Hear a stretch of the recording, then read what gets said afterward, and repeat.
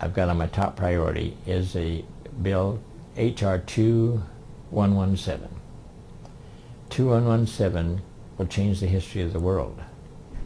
The bill that I got passed in 76 and 74, 1976 and 74, changed the world as far as dietary supplements are concerned.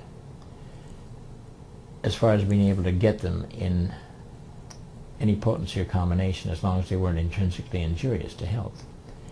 The bill that we have now will allow people to tell the truth about it, which you cannot do it. I'm glad this has been a documentary, because when people see this 50 years from now, they'll say, I can't believe it. The government wouldn't allow you to tell the truth. They don't ban these claims because they prove their faults. All they have to do is to prove that you've mentioned a disease that would prevent or treat a disease. That's the big flaw in the law, and this bill, HR 2117, will change it so that you can make truthful claims.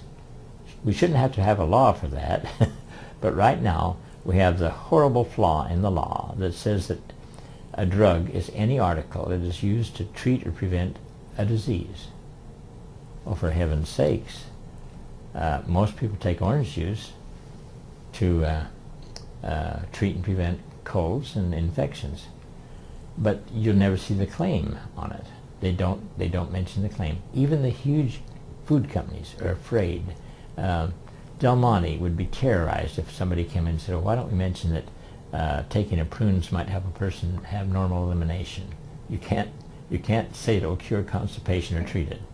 And so people just pass the word among themselves, but there are millions of people in poor health because they don't know this. You know, if you're not part of the underground, of the health underground, you don't know this. The information age is going to change all that, though. Absolutely. Oh, and we're in it. Now there's people like me that are struggling against the information age. I made a prediction that I think email is a passing fad. I've got 7,000 unread emails. But I'm the old age going out. I've got great-grandchildren and grandchildren who kind of like it, who think it'll stay around. And you can get the information so quickly. There's no filter there. You see, the people who want to control what other people think want to have the government come in and be the decider of what's true and what's false. That's not what freedom of speech is about. If the only thing you can make statements is what's true, then you set up a tyranny. You set up exactly the opposite of freedom. People, they're not allowed to make provably false and erroneous statements. That's not what we're talking about. But when it comes to the debatable things about how effective foods are and exercise and so forth, that the government shouldn't get into at all.